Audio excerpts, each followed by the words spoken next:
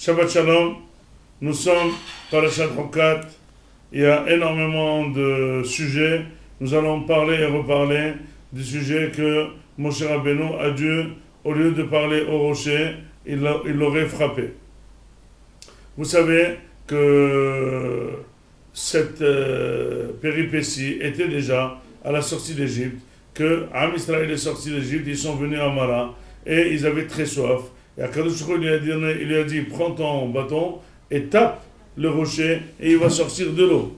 Donc finalement, Moshe a eu déjà au passé un effet qu'il fallait frapper le rocher. Et là, il lui dit prends ton bâton et parle au rocher. La question qui se pose, c'est vrai que Moshe l'a frappé au lieu de lui parler. Mais pourquoi il ne fallait pas faire comme l'autre fois? Eh bien, tout simplement, dit le Malbim quelque chose d'extraordinaire. Il dit qu'il y a des pierres, entièrement pierres, que sortir de là-bas de l'eau, c'est un grand miracle. Même en frappant, c'est un miracle. Mais, par contre, il y a des pierres marécageuses dans le désert qui sont bouches de ruisseaux d'eau. Et là, quelqu'un qui est spécialiste, il sait en tapant sortir de là-bas de l'eau. Et donc, mon cher Rabbeinu, au lieu de parler et faire un miracle miraculeux extraordinaire, il l'aurait tapé, il a amoindri le Ness, et finalement, on pouvait penser que c'est quelque chose de professionnel et pas miraculeux, et là, c'est pour ça qu'il a été puni. La question qui se pose, c'est vrai que Moshe Rabbeinu a dû faire une erreur. C'est vrai qu'il n'a pas écouté. Mais pourquoi une punition aussi forte? Pourquoi ne pas rentrer en Eretz Israël, chose qu'il a vraiment lui préparé un peuple entier, l'a supporté pour le rentrer en Eretz Israël?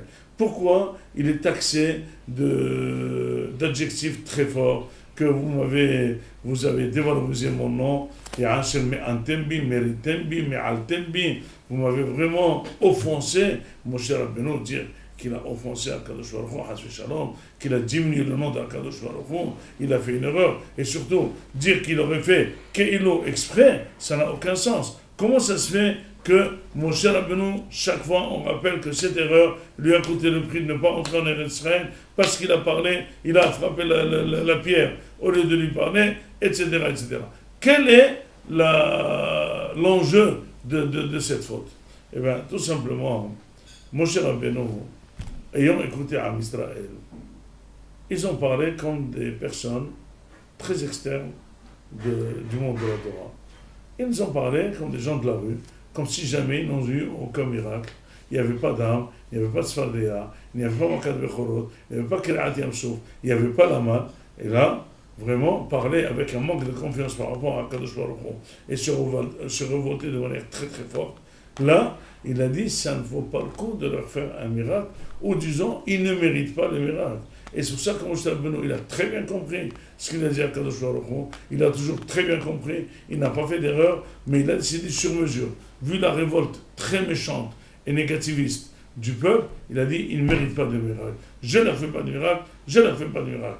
Et donc, il a frappé, il a donné don, et il a parti. Kadosh Baruch Hu, il a dit, votre angle de vision, admettons qu'il est juste. Admettons que vous avez raison. Mais vous n'avez pas pensé que ce peuple, étant faible dans la Emouna, ayant une histoire de 400 ans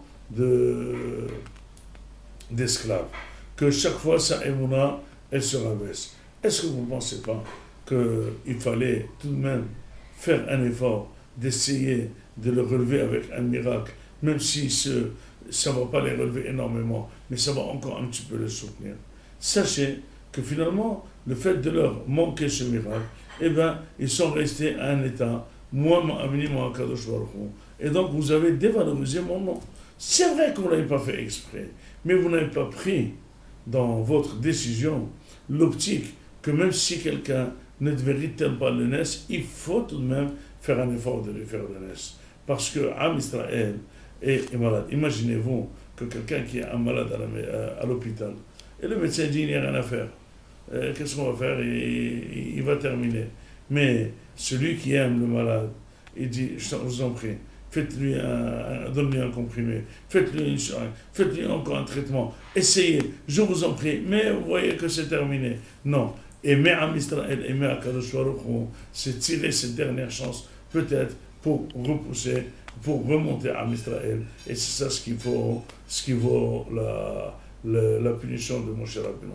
À nous, il faut savoir toujours que dans notre considération, ne jamais trancher de manière absolue.